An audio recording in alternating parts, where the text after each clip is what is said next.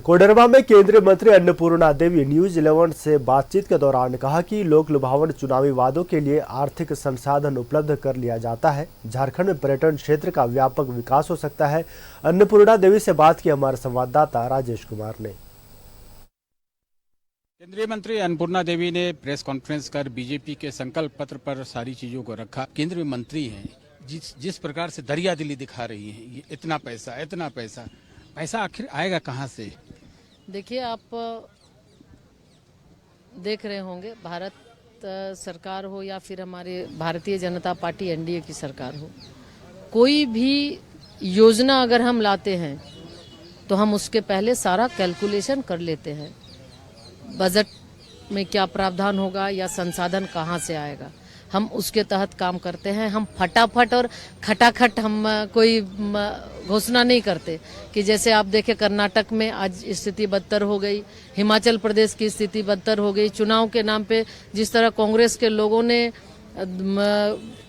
बहुत ज़्यादा उन्होंने घोषणा की, उन्होंने अपने संसाधन की चिंता नहीं की और न देखा उन्होंने, तो हम वो नहीं करते, बल्कि हम अपने साधन संसाधन को ध्यान में रखते हुए राज्य की जनता के लिए, आम लोगों के लिए हम काम कर रहे हैं। और हमेशा से मोदी जी का ये लक्ष्य रहा है कि जो 4 आयाम है, युवा, महिला, किसान और गरीब, हम उनके लिए काम करते हैं। और आज भी जो संकल्प पत्र है, हर लोगों को ध्यान में रखते हुए इस संकल्प पत्र में ये बात आई है और आने वाले समय में जब हमारी सरकार बनेगी निश्चित रूप से पूरा होगा। तो राजस्व का जो माध्यम होता है, एक तो मान लीजिए रॉयल्टी होता है, इसके अलावा आप टैक्सेशन होता है जो इनकम टैक्स के में आपका डेवोल्यूशन के माध्यम से मिलता है, तो यानी बोझ बढ़ेगा किसी न किसी वर्ग पर?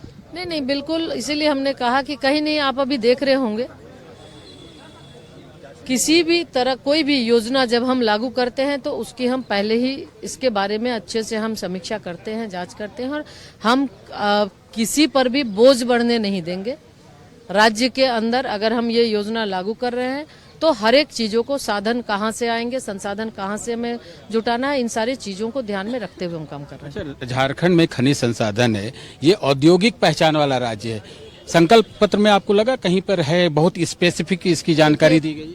देखिए, एक तो औद्योगिक क्षेत्र का विकास भी होगा निश्चित रूप से।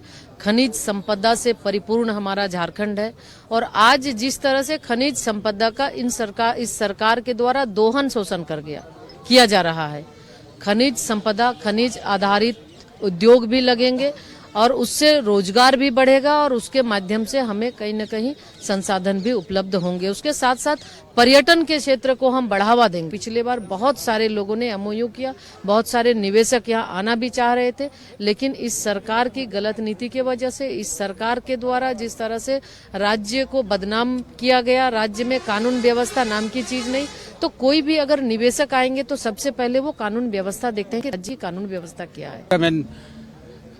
कौशल के साथ राजेश कुमार, न्यूज 11 भारत, रांची।